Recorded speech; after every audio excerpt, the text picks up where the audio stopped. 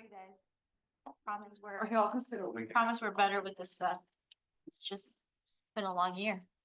It has been. That's It's been a hectic year. Yeah, we'll just pull up item number 1. Oh, yeah, okay, sorry. Thank you. Does anyone have the key to that thermal thingy back there? It's freezing here. Like right here. I'm cold. He Sorry. just took the thing off.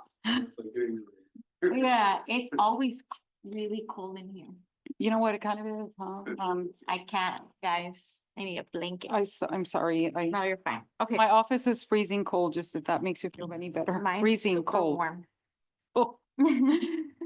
All right, we'll get started with this item. I think everyone can hear me, right? Or Yes. all right, so this is basically an overview of some economic development strategies that support our small businesses in the city of Coachella.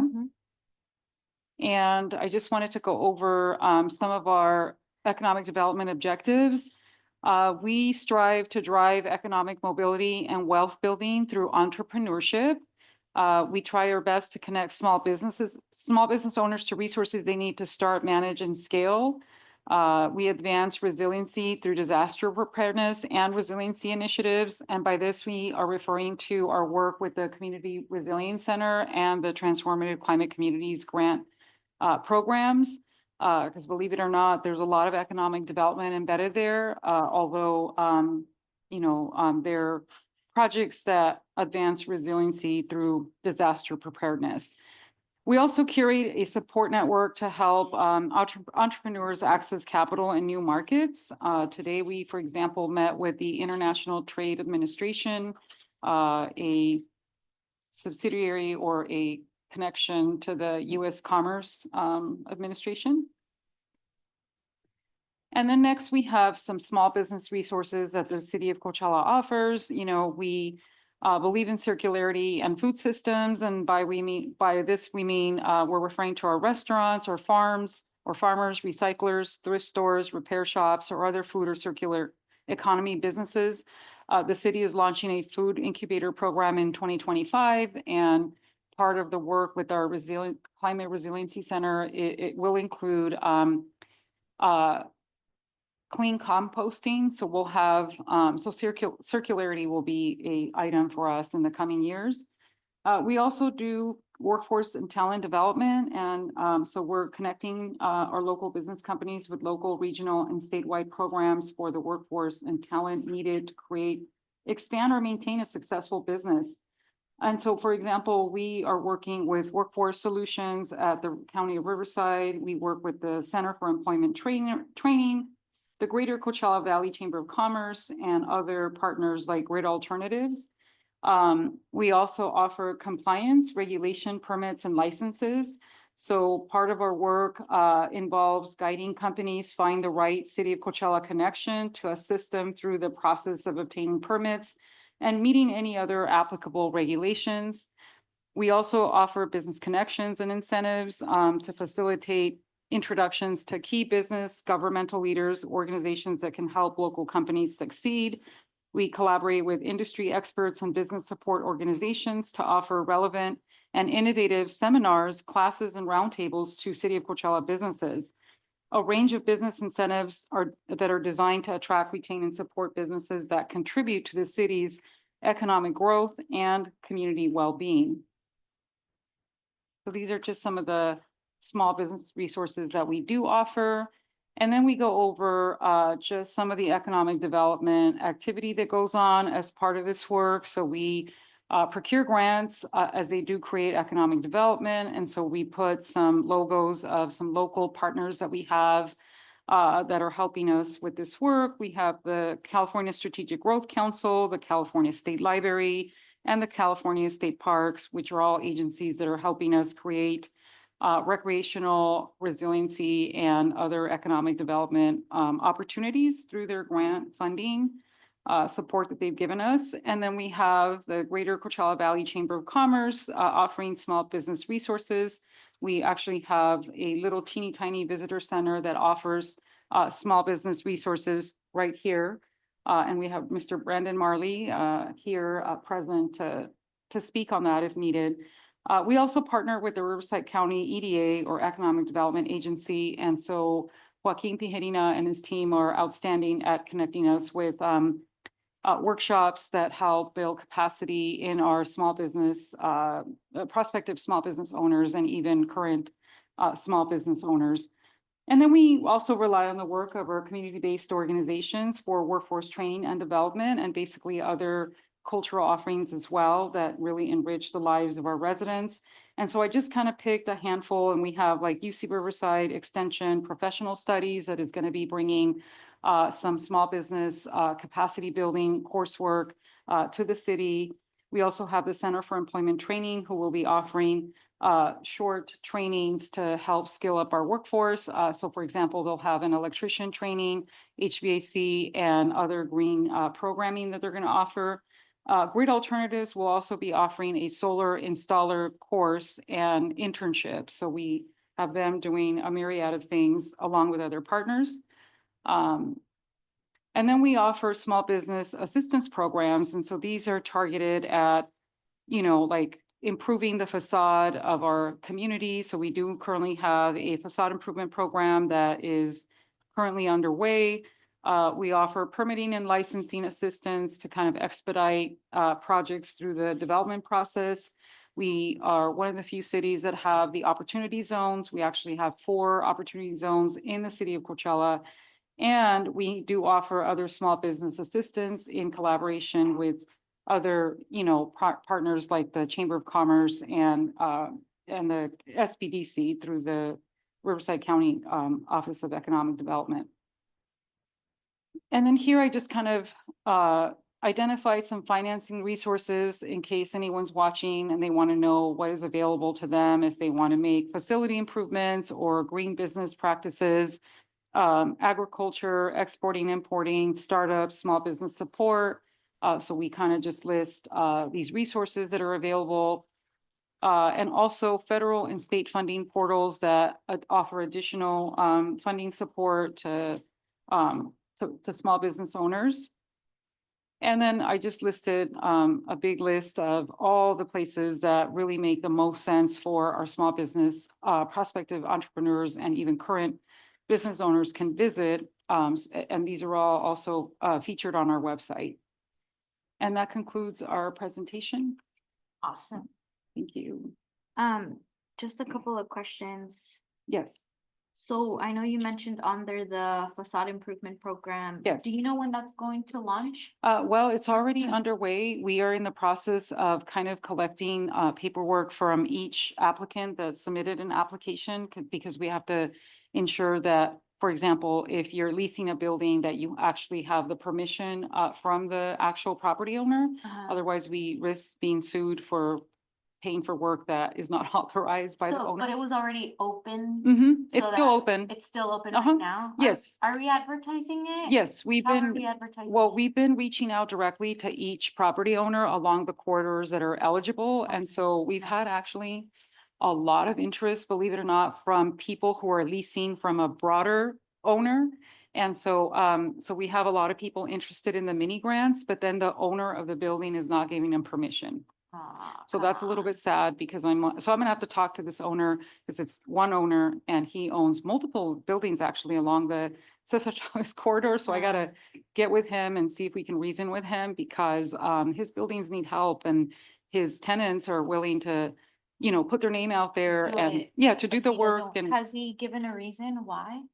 I don't think he has, right, Caesar, Frank? No, he did not give a reason other than I don't think he's upset with us either. It's just, I think he might be thinking, this is gonna take more than 100 grand or, like whatever improvements could be made, but anyway, and so we're gonna reach out face to face and talk to him and see if we can convince him to participate in the program or at least give his tenants the permission to participate. Because some of the stuff that they need is like, hey, I want a new sign, or hey, I'm gonna replace the door, or I'm gonna improve the windows or whatever. And so it's small stuff that, Okay, keep us posted on that. Maybe Yeah. we can add it to the agenda for the next one. Mhm. And then, what about the farmer's market? So that is in progress, meaning, so we've had a couple of meetings with different organizations. Uh-huh. So one organization that we're hoping to kind of tap into because they have a lot of knowledge of farmers and growers is Hidden Harvest, to kind of help us like jumpstart the farmers market. So we did have a meeting with them and their team to kind of talk about like best practices and what, because I conducted some research and found like a guide that's super duper helpful, and it kind of pieces it all together. And so I just kind of offered it to them to be like, hey, this is the framework we're hoping to follow. Are you on board? And so they were like, absolutely. And so our development services director felt that they would probably be just such a great organization to help us catalyze that because of all their access to, to local farms and farmers. And so, and then of course, we'll couple it with other efforts, that the city will conduct. So we'll be working hand in hand with them and in implementing the best practices that we saw in this manual, because they kind of talk about, just like the difference between having a volunteer-based farmers market model where that does not work in any shape or form. Define volunteer-based. Well, because they mentioned, so for example, basically in the model that we're hoping to emulate, we would pay the salary of a full-time farmer's market manager so that they can, because you need that presence, you need that recruitment and the accountability, because most of our farmers markets here in the Coachella Valley that do run and are being very successfully operated, they have that model where the farmer's market manager is someone that is paid, and they're supposed to be like on site when the farmer's market is happening, and just ensuring that people are showing up, keeping their commitment. Yeah, and so so that they can ensure that all the logistical items are met, that the health department stuff is being met, so they're very familiar with all those things. Yeah, Mhm. that makes sense. Yes. Yeah. Thank you. I'm like, what? I could manage it. I cannot. Yeah. Okay, that makes sense. Yeah. Yes. Yeah, there's so much to it, because if Logistical. you have food vendors and you might have like environmental Yep. health coming over, you have to have everything on All this check. stuff, yeah, Okay. and bathrooms and all this fun That makes stuff, and so so much sense. there's a lot of intricacies, but the manual that we found like identifies all of that, like all these things that you have to think about. And so they even have different frameworks for your collaborative stakeholder structure. So like they're asking people to enlist the support of multiple like different kinds of people that are there helping you like shape the farmers market and get it going, kind of What like if what we- we're doing with the Ag Summit. What if we, so for this farmers market manager situation, could we maybe go into an agreement and connect with like identify key stakeholders Yeah. that would be a part of it all the time? So like growing Coachella Valley, Mhm. and then us, maybe Hidden Harvest and everyone else. And could we work on having a farmers market manager through all of them? Like Oh, yeah. everyone collaborating to hire Sure, this to farmers market collectively, manager? and they do discuss that in the manual. They talk about everyone contributing collectively to this effort, not just like a single entity. And so I think what we'll probably encounter is, the city would probably have to pay for the bulk of it, but at least if we can get other people to also collectively Yeah, because assist. if so growing Coachella Valley, they have they have a fund, like I know they have funding. And of course, they Yeah. decide where they use it, but they do have, like their membership pays, I don't know how much money they pay, but they do pay money to be part of the organization and, Okay. get all those perks. But I'm thinking if we partner with Growing Coachella Valley and then us, and whoever else that might be a key stakeholder, and we put together like an agreement and say, hey, we're all going to collectively have this farmers market. It benefits them because some of the growers can sell some of their stuff here, dates and whatever else that they, that they grow, that they harvest. So let's look into that to see how Yeah, we for can. sure, because we can are do that. definitely thinking we'll have to have some sort of contract or partnership agreement or something that kind of memorializes everybody's role and, Yeah. so yeah, we are definitely looking at that. So thank you. Okay, and then let's go back to like the small business support aspect of what you mentioned right now with your presentation. What are some things that you see for this upcoming year that would benefit our small business community that we're not doing right now? So Mhm. one of the things is obviously like our facade improvement program. That's a big deal. Yes. Hopefully we're able to get, folks that are interested to be able to participate in it. But what are some other initiatives that we could probably help with to support our small business community?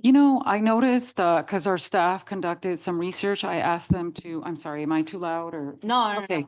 no. I was like, Well, mine my voice wasn't. carries over. So staff conducted research. Thankfully, Caesar, our economic development technician, is part of the CMRTA, and so he reached out like a listserv, and he asked all sorts of cities in the state of California to tell us, hey, what are you doing for your small business community? Let us know what it is that you're doing, please. And so many different cities responded, and what caught my attention, now that you ask, and I've actually had conversations with Brandon at the Chamber of Commerce about this, and our city manager. So I noticed that people that are being really catalytic and really super successful with small business startups are people that offer a small business resource center, like a little hub where you have like an incubator. And so many years ago, Gabriel Martin had identified, I guess, this amazing Chamber of Commerce in some other state, and I forget which state, but it was like somewhere back east. And so he wanted to bring that model here to the city of Coachella because he was so inspired. And so we did this, we had this conversation with Josh Bonner when he was the CEO. And then I've had the conversation with also with Brandon about like, what if we had the chamber have like a permanent residency here in the city of Coachella? And for example, at the Sixth Street Seniors Apartment, the commercial on the bottom floor, part of it. And then he could have his offices for his normal operation, and perhaps there's a section for small business resources, incubator type of work, so that it's like a constant, and so that people know like they can count on going there for sure to get like the help that they're looking for. And so we've been talking about that, and how we could advance that, because that's a really good resource that I feel that could really help all the people in the city that are hoping to, you know, launch a business, to really get that capacity training that they need, or access to resources and advice. Difference between that and what we have right now with the space with the chamber. Well, the difference is that, we believe that, so right now the Chamber of Commerce isn't like fully, like this is not their residence, right? This is not their main headquarters. And so, but they do have a presence here. They have a visitors small business resource center right here, right around the corner. But the difference is that if the chamber actually had like their core offices here in our city, I think that day-to-day presence would really help, catalyze like the resource, because now you have his entire team there, and they're able to really bring people in, offer resources and workshops there. And so that's something that we've been thinking about, and then we want to bring it to city council for consideration, but we haven't quite finished synthesizing what that would look like. But in the research that I was mentioning that we conducted, it seemed to me like the people who have been really successful have like a small business resource hub, like a day-to-day one, where it's completely manned, and you're like, wow, that's really cool, very impressive. Okay, gotcha. Um, can we also add to maybe set some time?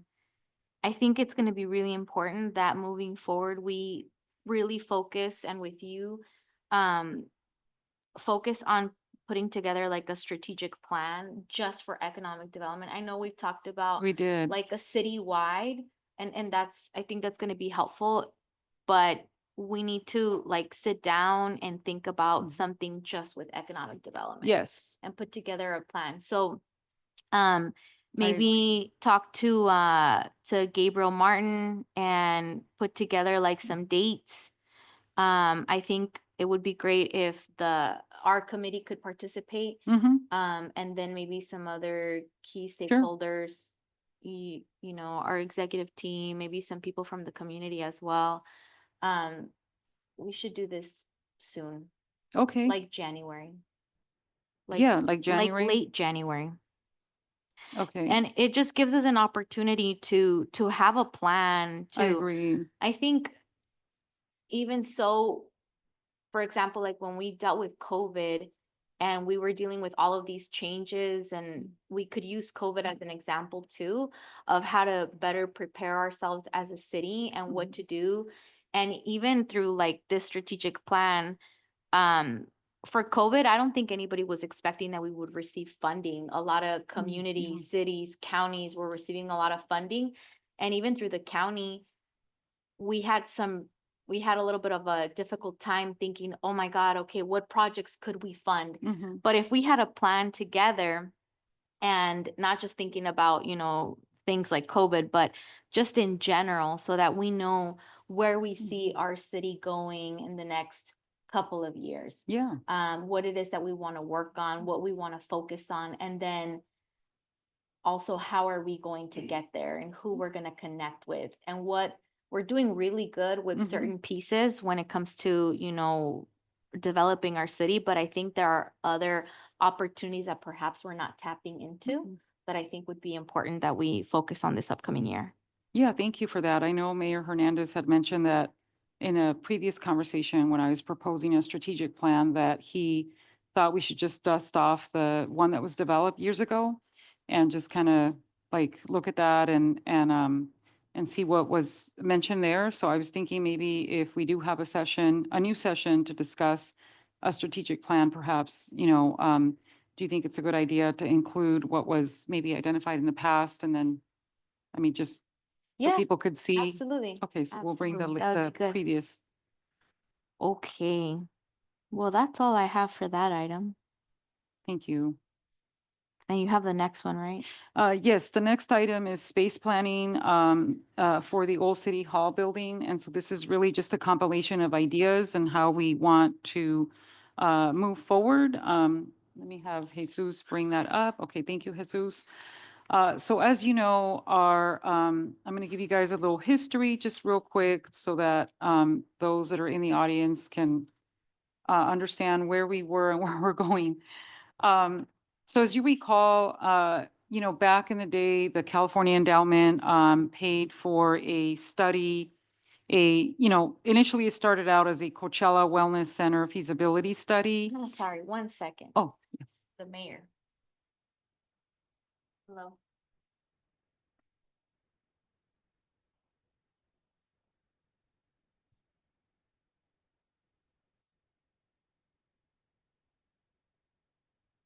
I've started the meeting already.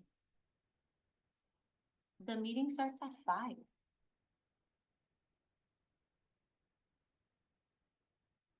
Yes, but you need to vote on the last item. Sponsorship request by the Indigenous Cultural Center.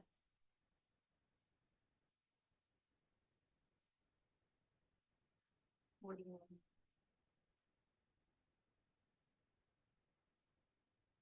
Mhm, mhm.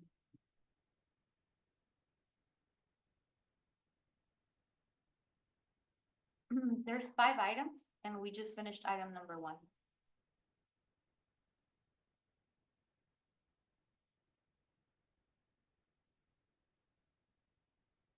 Mhm. No, I'll ask staff what they think about keeping the meeting going, because we already started it and there's people here. People that have items on the agenda.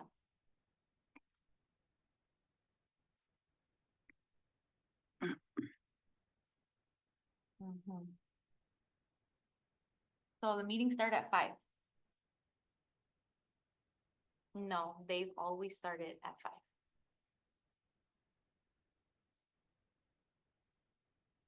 Mhm. Okay. Well, he's not coming. So, um, do we need, I don't wanna postpone this item because they're here. What we could do is just place it on the agenda, council agenda, Yeah, and then people can decide if they want to move it forward or yeah, not. do that. So we can just that. place it on agenda, council, so that'll be I'm December sorry. 11th. Yeah, it's not setting you back at all. Typically, it comes to us so that we can hear it first and And then then it goes. we give a recommendation to the council, but regardless of us hearing it tonight, it still goes to the council. So this does not set you back at all. Yeah, you're fine. Thank you. But Yeah. Do you still have their presentation? I do. Did Yeah. you want to see it? I mean, because you can just see it or Yeah, hear it I'll just, see it, without. but you guys don't have to stick around, like it's okay. Do We can, it's very, very small, free presentation. and, you want to present it? Yeah. actually, Okay. Yeah, let's do Okay. it. Let's Yeah, do it. we'll take this one down We'll- and bring up the number 5, item 5. Yeah, just so that they're not waiting. Yeah, In the city council meeting, when the next? December 11th. So next December 11th. Wednesday, And they'll be on that agenda. they'll be on the agenda. Right? We can put it on. I can add Okay. it.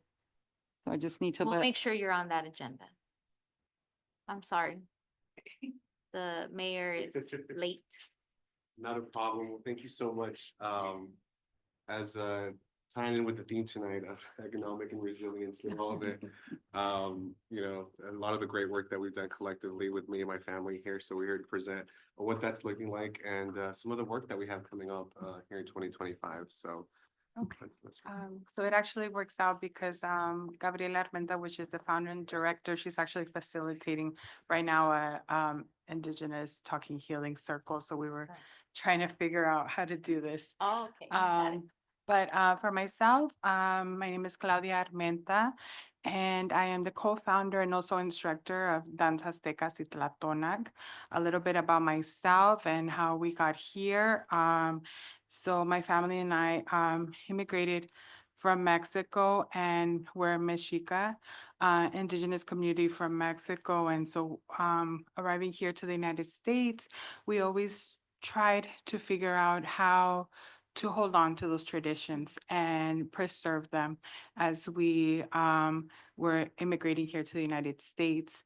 And so for many years, we actually practiced this at home and just amongst ourselves. But when we started doing this with the community, we found that so many other community members actually were in the same, thank you, we're in the same situation that we were, trying to stay connected, trying to reconnect. And so that really created community. And so I'll let you introduce yourself. Awesome. Yeah. Well, my name is Eric Lemus. I'm the programs manager. I'm also a lead for a coalition that we have here historically, Coachella Valley Immigrant Dignity Coalition, and why the work that Danza ties into, that they're currently do, ties into the bigger picture of bringing resilience into our migrant communities.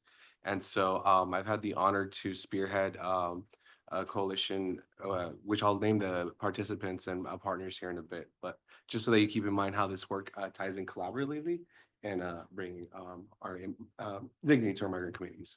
So. Okay, so on November 22nd, we hosted our grand opening, Danza Aztecas y Tlatonac, and the year 2022 officially became a nonprofit organization with the assistance of Caravanserai Project, and they're based in Palm Springs, as well as they partner up with UC Riverside, the business department to help nonprofit organizations and small businesses with their projects. So after 10 years of searching and trying to have a sustainable location, we found one actually here on 6th Street in Cesar Chavez. And the space was funded with the assistance of Inland Community Foundation and Danza Azteca Tonac. And so we have not only secured a space where we can continue our work and safely practice the preservation of the Mexica culture, but is also has also opened up the doors to many other indigenous communities, especially here in the Eastern Coachella Valley. So our work that we do is it's ranging from ceremonial dancing, which a lot of community members actually know us for the Aztec dancing, for the drumming, the traditional medicine, but we actually also host Indigenous talking healing circles and advocacy circles. Okay, so the services that I will mention today, as I said, the Indigenous Talking Healing Circles, they're rooted in Native American traditions, and they offer holistic healing and authentic relationship building. These circles promote kindness, inclusivity, trust, and they provide a space for individuals to come and express themselves, but also build resilience. And the advocacy circles, they focus on educating participants about legislation and effective advocacy, equipping them with the tools to address social justice issues like women's and labor's rights, and engaging in activities such as organizing. For example, we have been organizing here in the Coachella Valley the Women's March and also May Day. So the advocacy circles, we teach participants about public comments, how to write public comments. Many community members, they would like to express themselves here at City Council, but maybe they don't know how to write a public comment, or sometimes they're afraid to use their voice because they don't know where to start. We also teach them about bill tracking and activities to encourage personal expression and activism. My sister and I, we have our degree in political science, and we're finishing up our other degree in public policy, as well as myself. I am completing my accreditation with the Department of Justice. So we definitely would like to continue to encourage the community and teaching them how they can use their voice. So a little bit about the Women's March.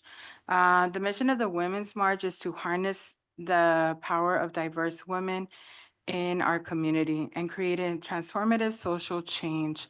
The Women's March is actually a sister march for the National Women's March, and is recognized by the National Women's March in DC. The Women's March is a women-led movement providing education on diverse range of issues, creating entry points to new grassroots activism, organizing and encourage local communities through training, outreach programs, and events. The Women's March is committed to dismantling systems of oppression through nonviolent resistance and building inclusive structures guided by self-determination, dignity, and respect. And so just to make a note, the work that is being done out of the center is included with Danza's workshops, you know, and a regular thing. And so why we mentioned some of the work that's coming out of the center, the Women's March and May Day, is because out of these talking healing circles is where we're finding and we're organizing folks to deal with the local issues and putting them into programs that we've already established here locally. And so with that is kind of how it leads into the work that we are now we're seeing, especially with the turmoil happening and the results of this next presidential election. And so we find ourselves, I find myself where I was 8 years ago, here in the footsteps of City Hall. And I believe Mayor Stephen Hernandez actually came and we spoke at our first rally that we had back when the last presidency took place and had this anti-rhetoric for immigrant communities, right? And so, right, it was a collaborative coalition, and back then I was a community health organizer and organizer on health systems. But as this work led broadly, we see a lot of iniquities within our migrant communities accessing health and housing. And so essentially, really, May Day is a way to acknowledge some of those barriers and also challenges that our migrants communities face here in the Eastern Coachella Valley. And so historically, we've been already organizing May Day since 2016. And we collaborated with all these organizations who I'll mention right now. But really, the focus is to highlight collectively together with local state officials of what actions need to be done to continue to bringing dignity to our migrant communities. And so now one of the exclude some of the campaigns, but one of the very crucial campaigns that I was also historically adapted to through the efforts of Comité Latino, who was also part of coalition, was the sanctuary city, right? And we knew that that was a win for our community. And now here we are again this year bringing up what is the status to being sanctuary city. So that's going to be a hot item, and we are going to need to come together as a community and to form a united voice in what is going to carry, resiliency throughout our community. So it's a very collective effort, and so we are going to go be organizing that. And I know it's May, and it's going to come. Okay, so then this is just some of our partners, Danza Seclecina and then Equity Partnership, TODEC, Flying Doctors, California Indian Nations College, Green Room Theater, Comité Latino, Wings of Freedom, Ligas Campesinas, Jewish Family Services, RAF Foundation, Culturas, Music and Arts, and then Empire Community Foundation. And so, this is historically, you guys have seen the work, and you guys know that I've tied personally with each of these organizations. And in the last 4 years, we haven't actually been as visual because obviously the drum roll wasn't an anti-rhetoric against our migrant community. So a lot of the work that we've done in the last 4 years has been uplifting the work that we've done with each of these partners. And continuing, right? Flying Doctors, the amazing work that Lucy Moreno does. And so we all just gear up. We do like fundraisers, we do drives, toy drives, and things that aren't necessarily have to be visually and say, hey, we're doing this for migrant communities, but we know that these services. But in their past, when we were active in Health for All, advocacy for, healthcare, Medicare. That was a big thing in the state of California, the sanctuary city, worker pay during COVID, right? That was something that, we already automatically thought was going to be needed for our migrant communities, but the city of Coachella again supported there once again. And then and right before COVID, we actually had the mental health first aid hotline in which Danza helped use these facilitating these talking circles. We saw a lot of anxiety about what was happening with seeing border sightings and stuff like that. And so we turned our rapid response line into a mental health first line where we also partnered with Jewish Family Services and referred to an actual psychologist to speak about some of these, anxieties. And so why this work is continuing to be important is because we obviously know that we are going to have a very challenging time with how our families feel, how our communities feel safe, right? There's going to be a lot of mixed messaging. And so we are aiming to lead a lot of the work that Danza is doing into this greater, bigger effort.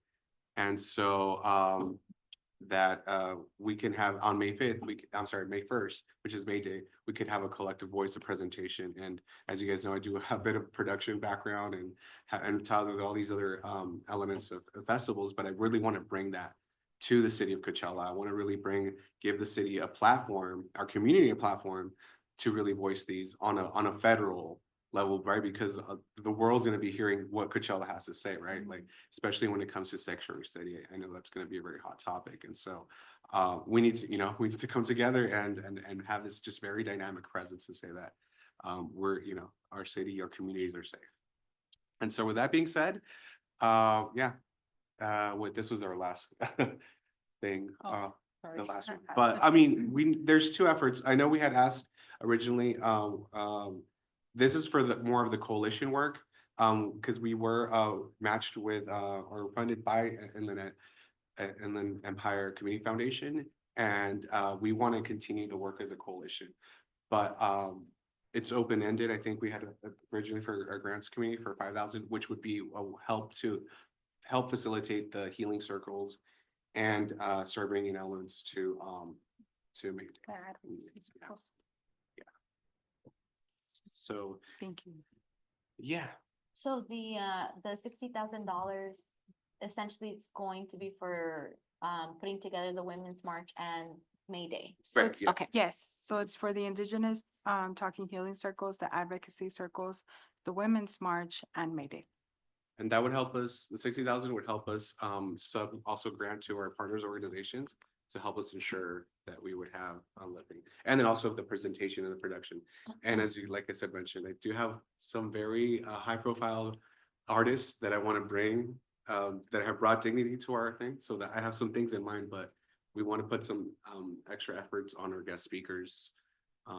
So okay.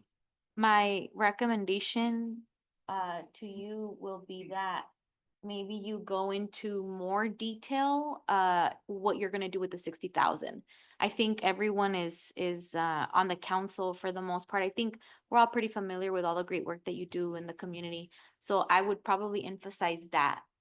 Focus a little bit more on, here's the breakdown of what we're thinking to do for the Women's March. For May Day, this is what we're thinking. If you're thinking of bringing, someone, guest speakers. So focus a little bit more on those activities, and then also talk about your healing circles, what they entail, who shows up, how many people attend, where you host them, different stuff like that. I think it'll be really helpful for the council to move forward with that. okay. But yeah. Thank you. But thank you guys so much, and thank you for your patience. And you guys, like I said, we welcome everybody here to Yes. the center. We have some of these, just historic pictures. Yeah. That's the first time, right? We had the Women's March. This was the May Day after COVID, which was one of the biggest events, right? That was allowed in the city of Coachella because we had about like 200 people there. Mhm. But at the first Women's March, man, we had probably about like close to 400, 500 people, right? And we So- actually had participants that came out from Arizona, Oh, wow. from Los Angeles and San Diego, Okay. Right. especially Arizona. Yeah.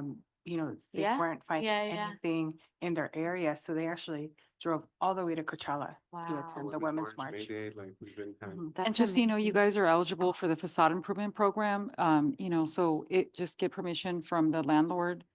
If, like, cause. If you need it. If you need it, you're because, interested. because I think We Caesar told me that I think she was planning on putting in for something for that whole site that she owns, Okay. but in the event that she doesn't, talk to her about, hey, can I put in, for signage and other facade improvements, because we have a mini grant, and then where no match is required for $5,000, and then we have the larger, requests beyond 5,000. But for that, you would have to, just kind of provide some match or some leveraging, but talk to me about that, I guess, later. Okay. No, And I- congratulations Yeah, on your congrats. guys' cultural center. That's amazing. I heard you guys have books. Yes. So we actually partnered up with, they're called the Libros Lincoln Heights. So we are actually Okay. an extension. So we're the Libros Coachella. Oh, wow. that's And so cool. so we have their books in English and Spanish, and all Yeah. the authors are from Southern California and Mexico. Wow. And the proceeds of the books go back to our scholarship fund. Okay.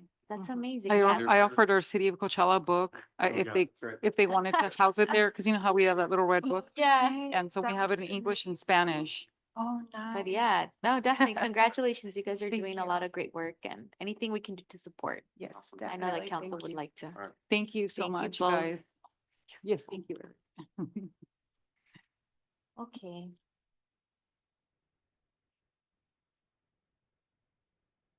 Yeah, just make sure they're on the Yeah, agenda for that we're gonna December put 'em on. 11th one. Yeah, thank you. Bye, Greg. thank you. Bye. Mhm.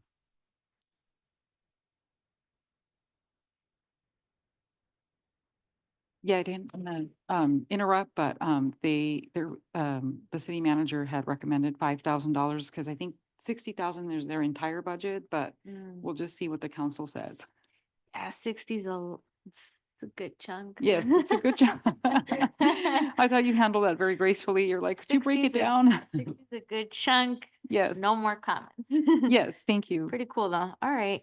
Mhm. Okay. Did you want to continue with item space 2? Planning. Okay, Yeah. item number 2, please. All right, so I just wanted to provide everyone with just a little bit of, I'll start from the beginning. These are just space planning ideas for our old City Hall building.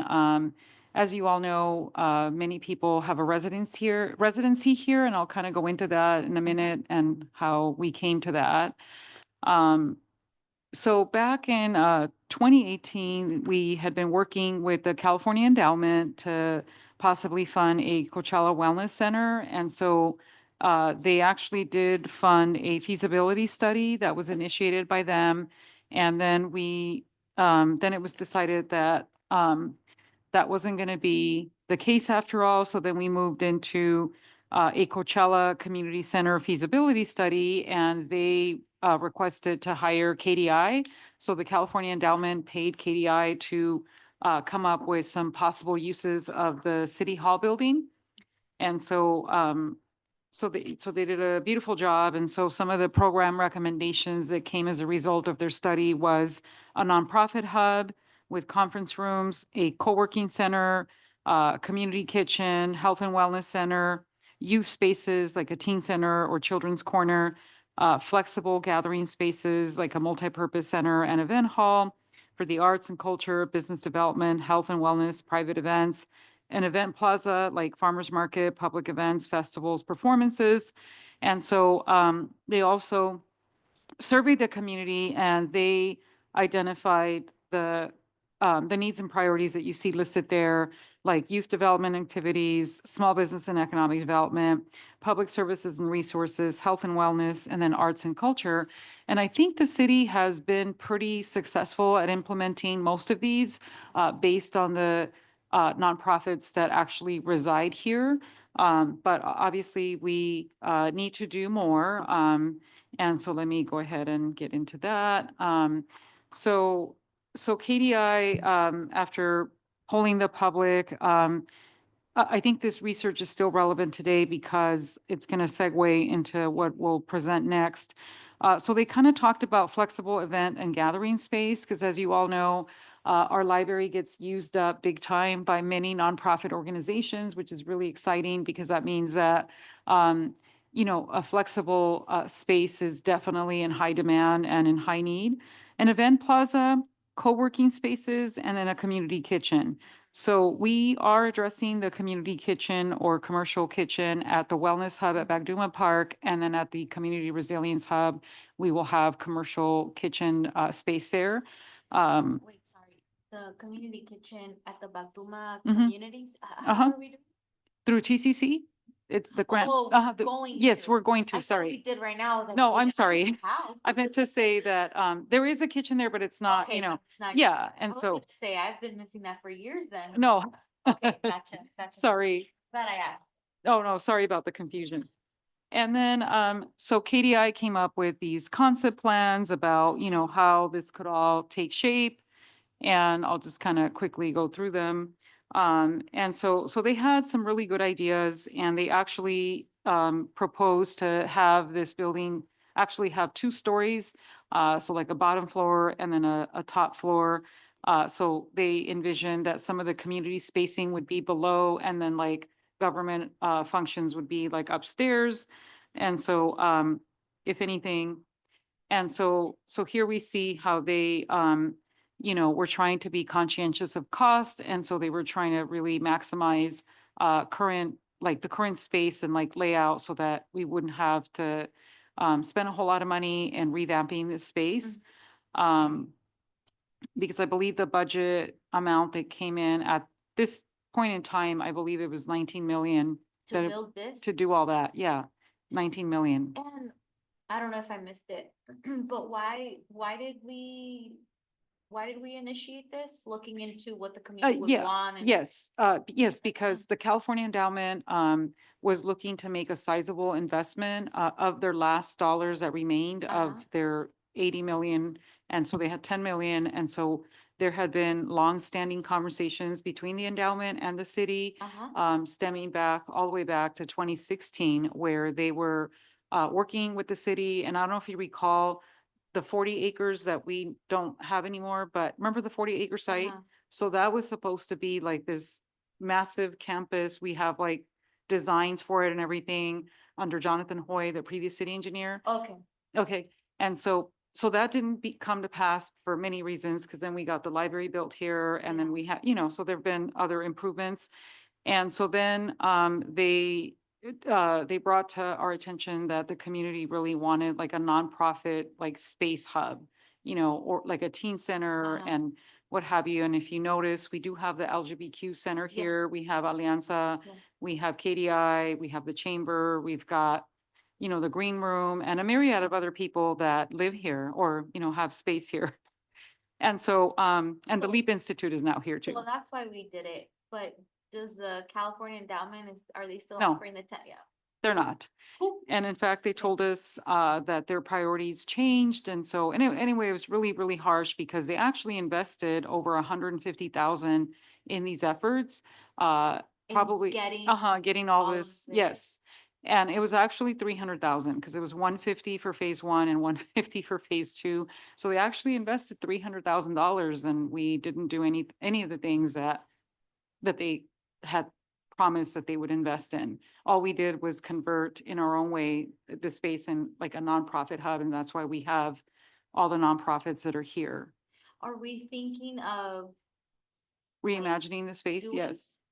or what's? Yes, that's what I'm gonna segue into next. goody. And good thing GP is here so he can kind of chime in on our ideas, because some of these are his ideas. By the way, there's a lot of like families and kids outside. I just think that's so cool. It is Because of because the of the lights. lights and the You can tree hear them. photo It's ops. fun. So we Anyway. have, and I apologize for this, we're not trying to insult anybody here, but, so we have some ideas for possible reimagined space here. And these are not by any means vetted with anyone. They're cut. So Gabriel Martin suggested, how about the anti-mall? And I was like, you're kidding. But anyway, it's really cool. It's in Costa Mesa. I don't know if you guys have ever been there. It's the anti-mall, in, Costa Mesa. And basically, when you walk in there, you feel like you're walking into like a war zone, because like everything is intentional. It's very artsy, very, very, anti-mall. So they have all sorts of art, and like the look is very distressed, and, but it's really neat. They house, some really interesting stores there. It's really cool, you guys. I used to go there when I was in UC Irvine. So they have like stores and They have stuff, stores, so restaurants, kind coffee of shop. Like a mall, but not. what is it? Like the design of it is not like a mall. It's not like a mall whatsoever. And you'll see here in these pictures, it's very unusual, but kind of cool, eclectic. I think eclectic is probably the best word that describes the space. It's a huge hit in Orange County. People love going there. Yeah. And they have, like I said, like coffee shops, little restaurants, real small, and then like stores. Try to go there. And then the next idea came to us by our development services director, and he had mentioned, what if this space could be like a hotel, like a mini boutique hotel right here? Because, you have the fountain, you could have like a driveway out front and that kind of thing. And so we just kind of thought, well, that'd be kind of neat, And I kind of was telling Jaime or Caesar earlier that, gosh, it's too bad we removed our swimming pool that used to be in the back of this building, if you recall. I And- know, we used to have a. Yeah, we had a swimming pool back I there, did not know that. and it was barely At all. removed in 2016. Uh-huh, Really? because we, Was it covered? well, a grant paid for it and paid for the renovations of Veterans Park. And so instead of having the pool, that's how you have the memorial. That whole area, that's where the pool was. There was a. There was a pool, a swimming pool, a public swimming pool back there. And so what I was gonna Stop. say is, it would have been cool to have like the hotel, if you will, there's a swimming pool already there, whatever. And you could really make Wow, I it never like. noticed the pool. an Are you sure there was? There was, Really? I There was went a there. pool? Are there There- pictures? yeah, Let's look at the pictures. we'll at have, some no, point. I don't have them in this No, I presentation, know. but. I'm saying that at some point we need to see these pictures because I Yeah. don't know how I've been coming to this park since I was like a little kid. I never saw. a pool. You never saw it? Never seen a pool with that. I was. I think it's, you know, honestly, it was kind of hidden. You had to know. It had to be hidden. It was sort of hidden and, you know, and, but yeah, so staff has thought maybe a hotel could be a good, use of the space, like a cute boutique hotel. So I try to find a cute boutique hotel photo. I don't know that I succeeded, but you know. And then, oh, this is my favorite. And, I'm a little biased here, but, Balboa Park, if you It's guys have ever amazing. been to Balboa Park, it's Really nice. amazing. This park, I feel like, wow, they really, really delivered on this one because not only do they have that little carousel, the wood carousel that is iconic and, you know, associated with them. You know, I actually looked into a carousel for the city of Coachella when we were applying for a park grant. And there's only one carousel maker in the entire world. No way. Yes, that will do it for you commercially. Of course, there's people that do make them, right? Like, but they're not like for public use. They're more like for your own personal whatever. But there's one that There's makes one it that makes them for commercially like commercial this. use. And Well, who makes the ones for the parks, like the theme parks and stuff? Did that? it's a person? different, I Oh. think it's a different maker because the guy, no, it's the same maker because he said, I make them all.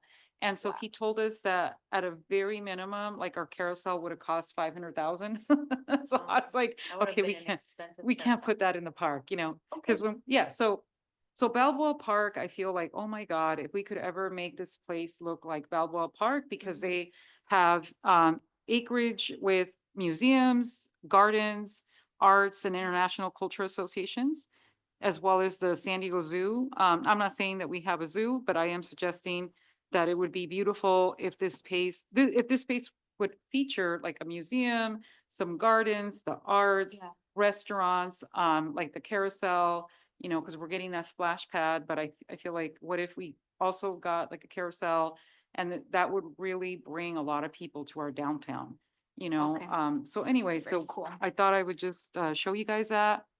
And that concludes our presentation. And I do want to turn it over to Mr. Perez to see if he wishes to add anything for some reimagined space ideas. Because I know he has good thoughts, but No, I think it just, I think the hotel idea came from across the way at Sixth Street Coffee. So Steve mentioned like, what's going to happen with that? I don't know. He's like, well, why doesn't it become like a hotel? And obviously a hotel, we don't have one in the city, right? Yeah. And some of the things that we've been doing as a city has been required us to like do things on our own, right? To make it work, right? Bring in like coffee shops, bring in some of these businesses that normally wouldn't come to Coachella. And so there could be a way where it's also a community benefit, that it has people that want to stay here, that are family members, you know, that it has something for the community. Maybe there's like a wellness spa for someone that has a small business here in Coachella where they can do that. But also just like visitor serving facilities, so like conference space. So you need things to fill up the hotel rooms. But if you think about it, the way the downtown is laid out, it's kind of like a campus of meeting rooms, where it almost serves as like conference room space. When the library annex is done, Oh, you're gonna have meeting space there and assembly space across the way at the library. Whatever you do here, I mean, imagine if this was a library and it's Christmas time and you have the Christmas tree in here, you know.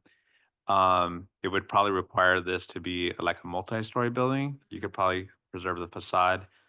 But then it's one of the ways to start bringing in lodging that we don't have.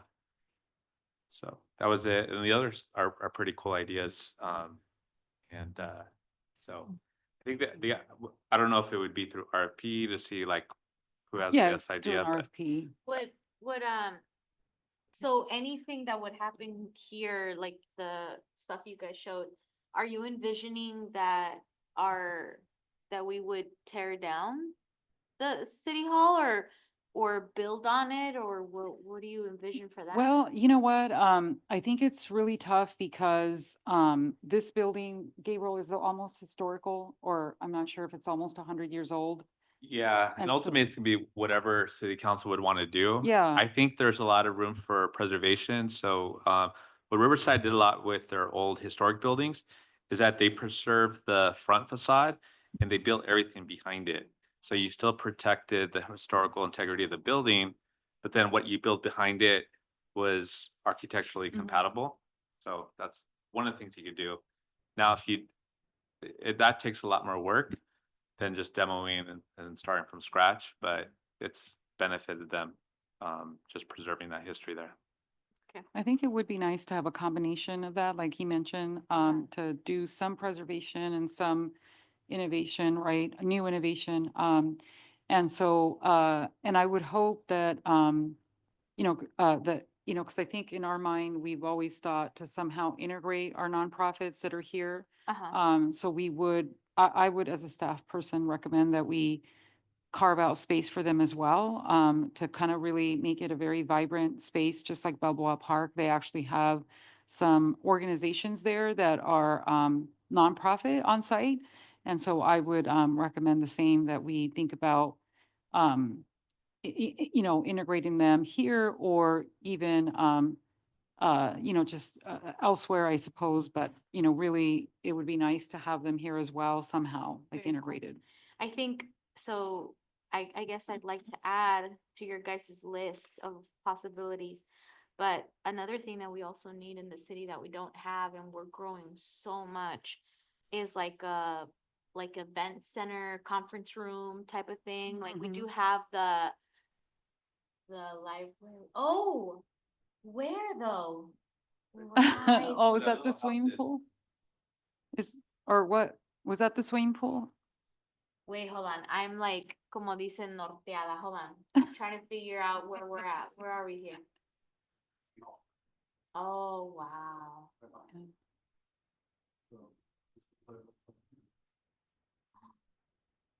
Yeah. That's crazy. I never noticed the swimming pool, guys. You know what? A lot of people Never missed it. noticed the swimming- A lot of people missed it. That's crazy. Wow, thank you. You got that really fast. Thank you, Jesus. I Yeah, he's appreciate sharp. that. That's crazy. I'm gonna start calling my family. Did you know we had a swimming pool? You know? Calling my tia. Yeah. Okay. You know, one thing to add is one of the food hall operators that we've met with before has Mhm. mentioned that, like, out of options we presented to them, this is like their also ideal option for location, just based on where everything is located. Uh-huh. Obviously, it's not like that right now, right? Yeah. But we thought that was interesting that they had mentioned that as well. Okay. Very cool. Thanks, Yeah, Kate. I think it would be if we put it out for RFP, Yeah, or- yeah, definitely. This building has a lot of potential, honestly, and it's in the right area, you know? It does, yeah, Who doesn't absolutely. wanna be in Mhm. downtown Coachella? Yes. Okay. Very cool. Thank you very much. Mhm. Before we move on, I don't wanna forget. You know this, as we started talking about back here and all this, but this little stage that we have in Oh, our okay. Veterans Park, I feel like it's very underutilized. Like we don't really use it for anything unless we're having an event. So it Mhm. can go without being used for months. Mm. Um, I I would like for us to, at our next meeting, maybe come up with some recommendations of for recreation that we could use that little stage for. Like I remember, and I don't know if you guys have ever gone, but Orange County in Irvine, they have what The is Great it called? Park? Spectrum or The Irvine something? Spectrum, yeah. Irvine Spectrum. So you go and obviously they have a lot of shopping and whatnot, but they also have this huge area for families. And it's for like the families and the kids that are already tired of walking and moving.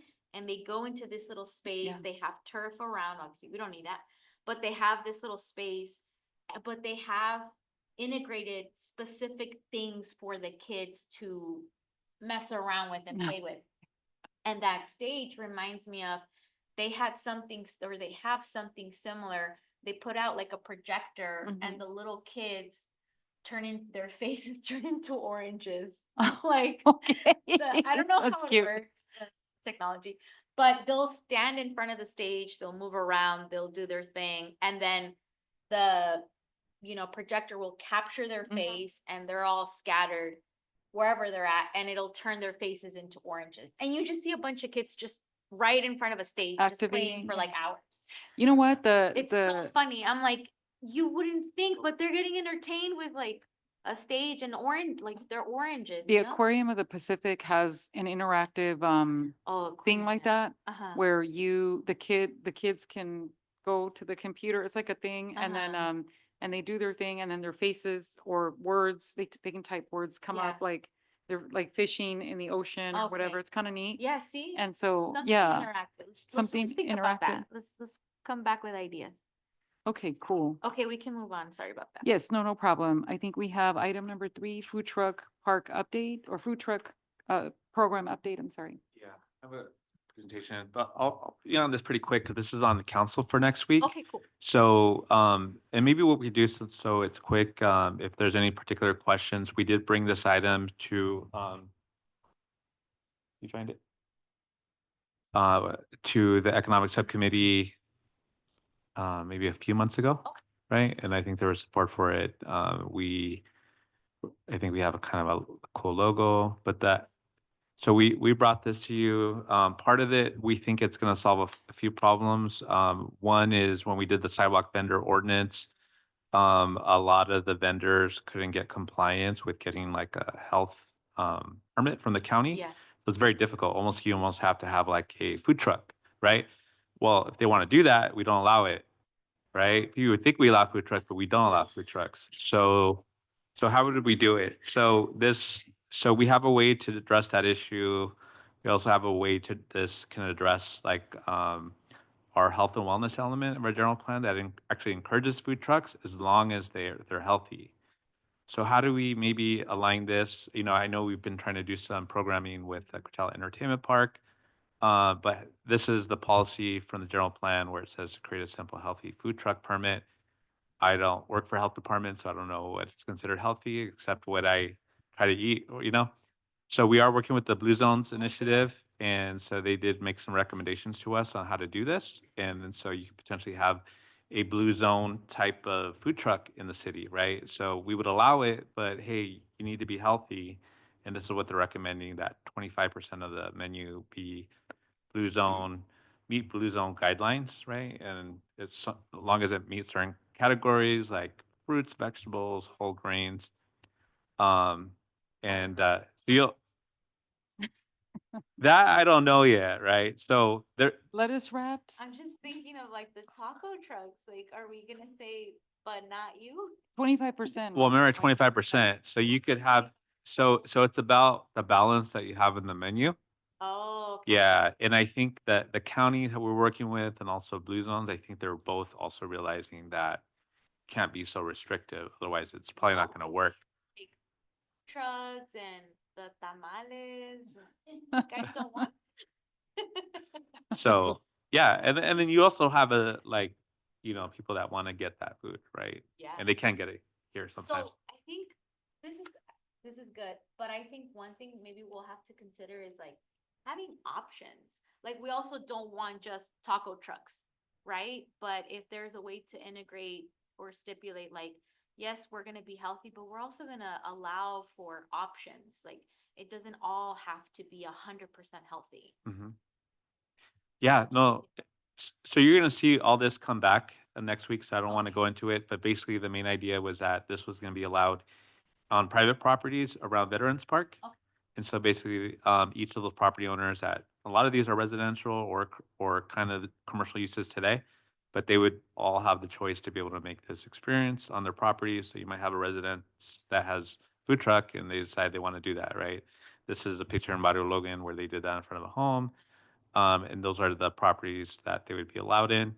So, Okay. so the idea is that this would also serve to bring more people in the downtown, around the park, and people kind of getting that experience, but also with the idea that those could be even long-term uses. So after the 4-year pilot program, that they're like, hey, this works. Maybe I should make a restaurant out of like this building, right?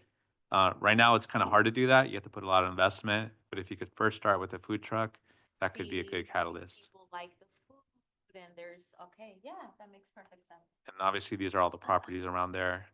The other is just in food trucks and parks, so we would allow for 2 food trucks in the parks that you see here, so Rancho Los Flores, Bagduma Park, the library park behind, the library, obviously, the Oral Park, Sierra Vista, and Gabe had a good idea, is like, hey, let's allow this at the Civic Center. Please.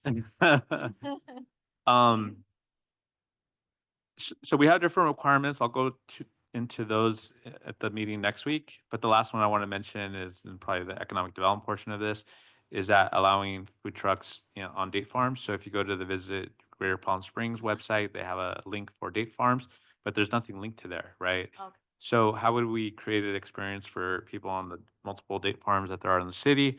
One is how could we do that maybe with food trucks, and also do that with the healthy food trucks?